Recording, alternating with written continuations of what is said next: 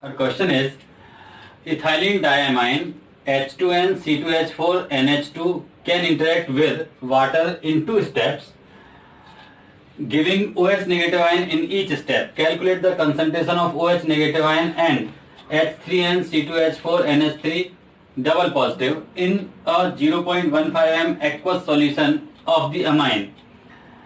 K1 equal to 8.5 into 10 to the minus 5, K2 equal to 2.7 into 10 to the minus 8 for the base.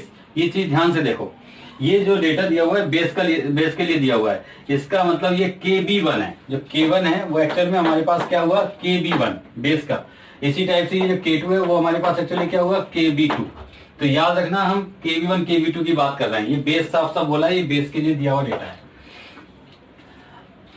Ethylene diamine का formula जो यहाँ लिखा है वो ये है H2N CH2 CH2 NH2, इसको शॉर्ट में हम EN से लिखेंगे, रिएक्शन लिखना आसान हो जाएगा।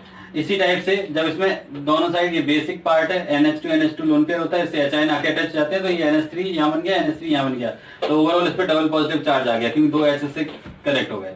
तो NH3 CH2 CH2 NH3 double positive charge, ये H2EN डबल पॉजिटिव से रिप्रेजेंट करेंगे। अब स्टार्ट क्या होता है वो समझते हैं। सॉल्यूशन के अंदर EN है, EN की कंसंट्रेशन कुछ दी हुई है 0.15। यहां पर amine EN react with water gives us EN H positive plus OH negative. Solution देखो बेसिक हो गया, इसका मतलब यहां पर हम जब बात करेंगे KB1 को डिस्कस करेंगे, KB1। इसी टाइप से EN H पॉजिटिव फिर से पानी से रिएक्ट करेगा, तो ये बनाएगा EN H2 डबल पॉजिटिव, ये लिखा हुआ है H2EN डबल पॉजिटिव या EN H2 डबल पॉजिटिव एक ही बात है, plus OH negative ion aqueous, ये सब एक्वस फॉर्म है।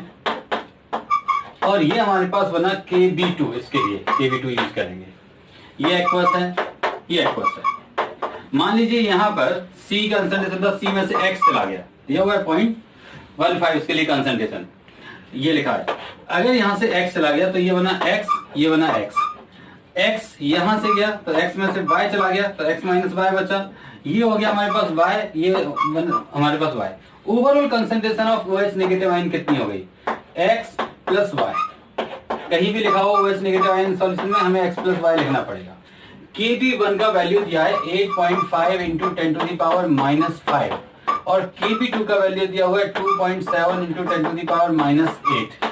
आप देखें यहाँ पर KB1 इज इक्वल टू हम लिखेंगे फर्स्ट वाली रिएक्शन के लिए X into X plus Y upon C minus X, and KB2 is equal to लिखेंगे KB2 equal to Y into X plus Y is divided by X minus Y। आप देख सकते हैं यहाँ पर KB2 is very less than KB1। यहाँ देखो 10 to minus 5 and 10 to minus 8 है, ऑलमोस्ट 1/1000 का चेंज, मतलब डिफरेंस है, इतने टाइम्स डिफरेंस हो रहा है। इसका मतलब KB2 is very less than KB1। अगर ऐसा है तो Y is negligible with respect to X, यानी जहां जहां X के साथ में प्लस में माइनस में Y लिखा हुआ है वहां पर नेग्लेक्ट हो जाएगा। अगर ऐसा हो जाएगा तो आप देखो जरा यहाँ पर ये हमारे पास क्या बचेगा KB2 इज इक्वल टू हमारे पास आ जाएगा Y, यहाँ से X प्लस Y में से Y नेग्लेक्ट हो गया, यहाँ Y नेग्लेक्ट हो गया तो X से X कैंसिल हो गया, यानी KB2 इक्वल टू कितना हो गया Y। और Y किसकी कंसंट्रेशन हो गई Y EN H2 double positive concentration है, तो ये कंसंट्रेशन कहलाएगी EN H2 डबल पॉजिटिव।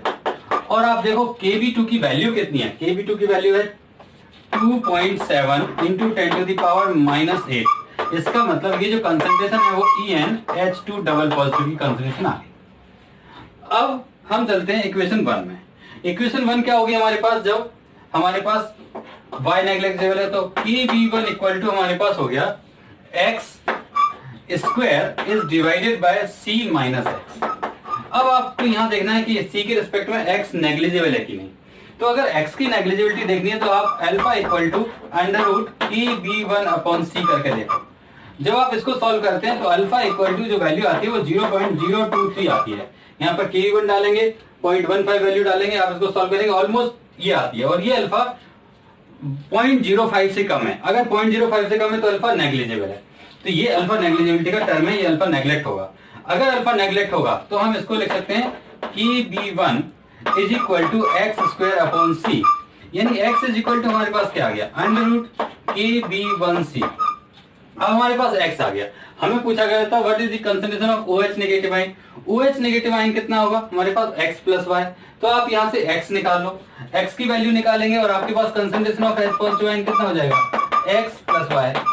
तो यहां पर x की वैल्यू सॉल्व करके आप रख लेते हैं यहां पर 3.57 इंटू 10 टू द पावर -3 आती है। अब ये वैल्यू आ गई।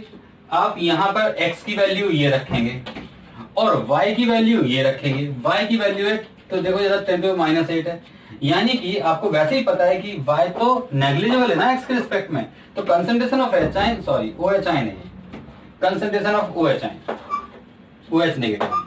तो ये जो concentration of OH negative ion है वो हमारे पास x आएगा, और x हमने कितना निकाला यहाँ पर 3.57 इंटू 10 टू द पावर -3, और ये आपके दोनों आंसर होंगे। OH नेगेटिव आयन का ये आंसर होगा और EnH2 डबल पॉजिटिव के लिए ये आंसर होगा।